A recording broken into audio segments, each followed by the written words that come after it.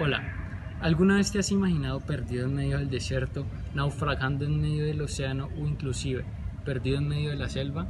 Si es así, imagínate una herramienta simple pero muy importante que podría llegar a salvarte inclusive la vida. Piensa en la brújula. Ahora sabes cómo funciona la brújula, sabes que el campo magnético que tenemos en nuestro planeta ayuda al buen desarrollo y el funcionamiento de esta. Si no es así y quieres inclusive aprender a hacer una brújula casera de forma muy fácil, acompáñame en el siguiente video. Las brújulas son algunas de las herramientas más antiguas de navegación que existen. Estas herramientas han sido de vital importancia para las más grandes hazañas a nivel oceánico, como lo son los viajes a nivel global o los viajes a nivel transoceánicos. Antes de que existieran estas brújulas, los navegantes se guiaban por las estrellas o por puntos geográficos localizados. Las brújulas funcionan detectando los campos magnéticos de la Tierra. Nuestro planeta tiene un núcleo de hierro que es parte líquido y parte cristal sólido por su presión gravitacional. Se cree que el movimiento en el líquido del núcleo es lo que produce el campo magnético de la Tierra.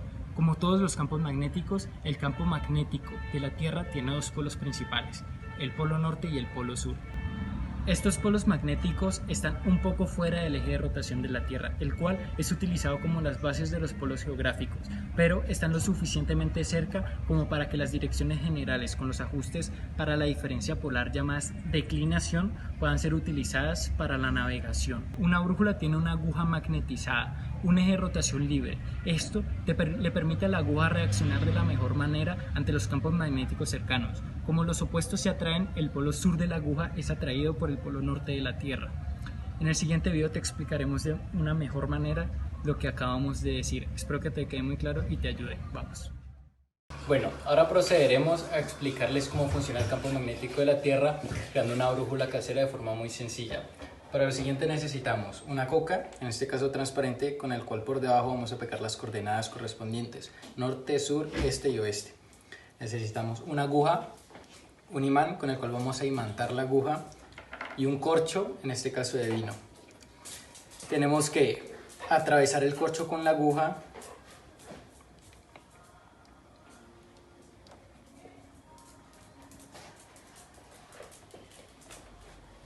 y una vez ya lo hemos atravesado, vamos a imantar la punta de la aguja con el imán.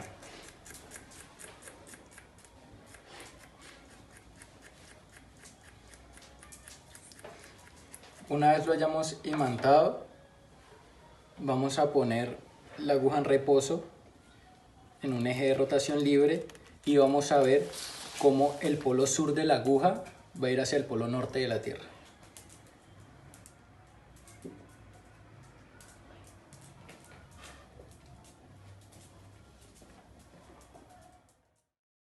Soy Juan David Imaná y quiero que hablemos de un cambio de la forma de comprender la Tierra, ¿sí? Esta propuesta, esta revolución fue llevada a cabo por Alfred Wegener, ¿sí? Él propuso una teoría que se le llamó deriva continental. Esta llegó a ser ridícula para su época porque para la comunidad científica esta no fue aceptada. Él sostuvo que existió un supercontinente denominado Pangea y él propuso unas pruebas para esto. Una de las pruebas fue el encaje de los continentes, otras fue las evidencias paleontológicas, también los tipos de rocas y semejanzas estructurales en los continentes y las evidencias paleoclimáticas. Ahora, entrando en materia a lo que nos interesa, hablemos del paleomagnetismo, pero no sin antes evitar dejar cabos sueltos. Expliquemos el experimento de la brújula un poco. En el experimento se frota una aguja con un imán y esto se hace para que la aguja quede magnetizada. ¿Por qué se magnetiza al frotarla con un imán? Esto está directamente relacionado con los materiales que la componen. Un objeto hecho de un material ferromagnético como el hierro es magnetizado fuertemente por el campo de un imán y es atraído por este. Ahora, minerales como la magnetita, abundantes en regiones específicas, son capaces de ser magnetizados. A través de procesos particulares se magnetizan de manera gradual según una dirección paralela a las líneas de fuerza magnéticas que existan en aquel momento. Una vez que los minerales se solidifican, el magnetismo que poseen permanecerá, por decirlo, congelado en esa posición. Y vemos que funcionan como una brújula que guarda la dirección de los polos magnéticos en el momento de su formación. De esto se dice que poseen magnetismo remanente o paleomagnetismo dichas rocas. Las rocas magnetizadas, además de indicarnos la dirección de los polos cuando éstas fueron magnetizadas, también nos indican la latitud de su origen, ¿sí?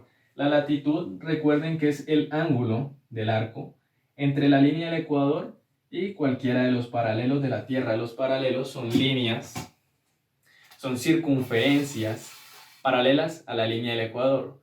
A este parámetro que nos permite saber la latitud de origen se le llama ángulo de inclinación magnética o ángulo de inmersión. ¿Qué relación guarda la latitud con ese ángulo de inmersión o inclinación magnética? A ver, en definición, la inclinación magnética es el ángulo que se forma entre un plano tangente a la superficie de la Tierra y las líneas de campo magnético. Si una roca con minerales ferromagnéticos se magnetiza en un determinado lugar, digamos en el ecuador, el ángulo de inclinación que va a tener la brújula de esta roca ferromagnética va a ser de 0 grados con el plano tangente a la superficie en ese punto, ¿sí? Entonces, la brújula de inclinación, el plano tangente, vemos que son paralelas. Si la roca se magnetiza en un determinado lugar como este, por ejemplo, el plano tangente a la superficie forma un ángulo determinado con la aguja de inclinación que sigue el trayecto de las líneas de campo magnético. Si ella se llegase a magnetizar en alguno de los polos, la brújula de inclinación tendría un ángulo de 90 grados, ¿sí? Entonces ese sería el ángulo de inclinación.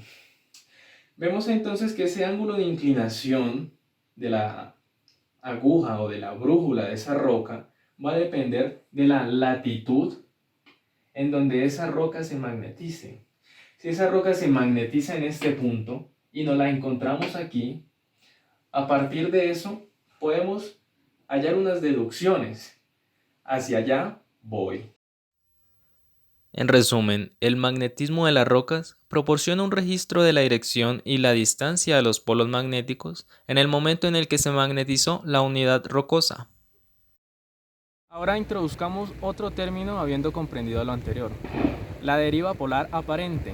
Esta resulta de unir las diferentes posiciones que ha tenido los polos magnéticos terrestres a lo largo de la historia.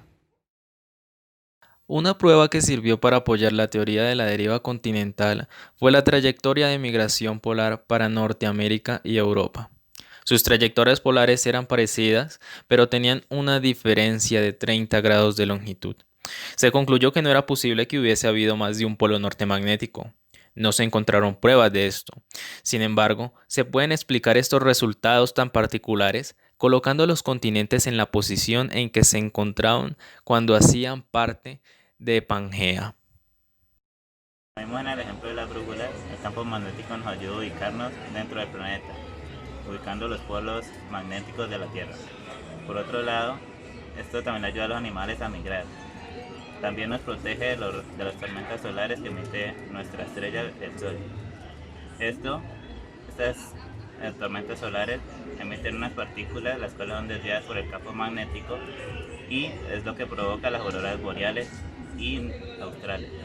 El campo magnético de la Tierra es de gran importancia para los seres vivos, ya que sin este podríamos sufrir fatales consecuencias, como la radiación proveniente de nuestra estrella, lo que podría provocarnos enfermedades en nuestra piel o incluso en nuestro organismo. También desconoceríamos grandes aspectos de nuestro pasado, ya que las brújulas que nos han acompañado durante tantos descubrimientos perderían su sentido. Los expertos estiman que aún faltan miles de millones de años para que nuestro campo magnético desaparezca, pero hay que tener en cuenta que él también cambia de polaridad lo cual puede afectar al campo magnético y volverlo más débil. En cualquier momento de la historia y puede traer fatales consecuencias para los habitantes de la Tierra. Bueno, llegamos al final del video, te invitamos a realizar el experimento y a seguir investigando sobre este tema que es de vital importancia para que la vida prospere en nuestro planeta. Te dejamos en la descripción un video donde explican en detalle cómo realizar el experimento. Muchas gracias, hasta la próxima.